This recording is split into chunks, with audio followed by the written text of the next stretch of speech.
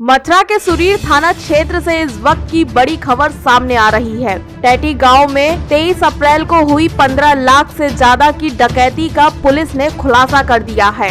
गुरुवार सुबह पुलिस और बदमाशों के बीच हुई मुठभेड़ में डकैती में शामिल 2 शातिर बदमाश मारे गए हैं। इस मुठभेड़ में स्वाट टीम प्रभारी अजय वर्मा समेत एक पुलिस कर्मी भी घायल हुआ है, जिसका इलाज चल रहा है। 23 अप्रैल की रात टैटी गांव निवासी व्यवसायी अजय अग्रवाल के घर पर नकाबपोश बदमाशों ने धावा बोल दिया था। हथियारबंद बदमाशों ने पूरे परिवार को बंधक बनाकर करीब 2 घंटे तक घर में लूटपाट की। इस दौरान बदमाश 3,22,000 रुपए नकद और करीब 12 लाख रुपए के सोना चांदी के जेवरात लूटकर फरार हो गए थे। वारदात को अंजाम देने के बाद बदमाश इतने शातिर निकले कि घर और दुकान में लगे सीसीटीवी कैमरे तोड़ दिए और डीवीआर भी अपने साथ ले गए ताकि पुलिस को कोई सुराग न मिल सके। वारदात के बाद मथुरा पुलिस हरकत में आई।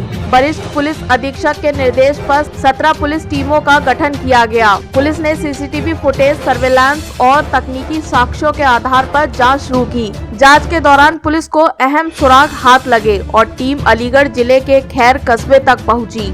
पता चला कि यही गिरोह 25 अप्रैल की रात खैर में भी एक व्यापारी के घर डकैती का प्रयास कर चुका था। गुरुवार सुबह करीब 7 बजे पुलिस को सूचना मिली कि टैटी गांव डकैती कांड में शामिल बदमाश इलाके में ही मौजूद है। सूचना मिलते ही स्वाट टीम और सुरीर थाना पुलिस ने संयुक्त रूप से घेराबंदी की। खुद को घिरता देख बदमाशों ने पुलिस पर फायरिंग शुरू कर दी। पुलिस ने भी जवाबी कार्यवाही की। इस मुठभेड़ में बदमाश पप्पू उर्फ राजेंद्र और धर्मवीर को गोली लग गई। दोनों को गंभीर हालत में जिला अस्पताल ले जाया गया, जहां डॉक्टरों ने उन्हें मृत घोषित कर दिया।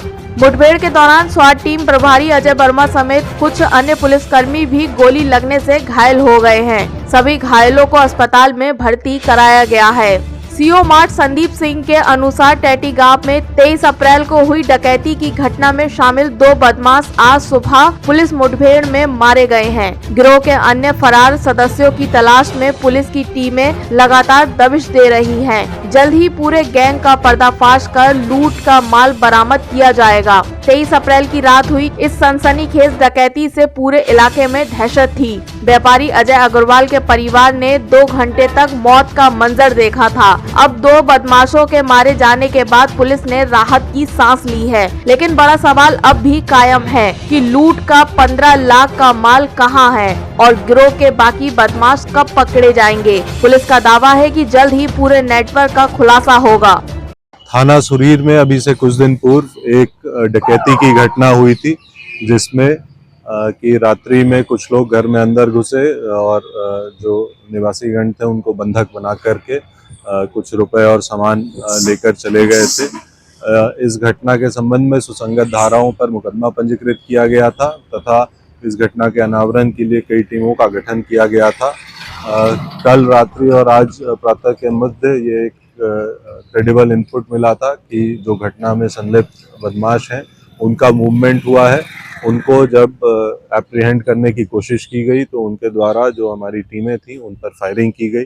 जवाबी आत्मरक्षा कार्रवाई में 2 बदमाश घायल हुए। ये जो दोनों बदमाश हैं इनका नाम धर्मवीर उर्फ लंबू और राजेंद्र उर्फ पप्पू है। ये दोनों मूल रूप से राजस्थान के निवासी हैं और सक्रिय बाबरिया गैंग के सदस्य हैं। इनमें से एक के ऊपर 16 मुकदमे और एक के ऊपर 11 मुकदमे, जिसमें कि गंभीर धाराओं में जैसे कि डकैती विथ मर्डर इत्यादि के मुकदमे पंजीकृत हैं।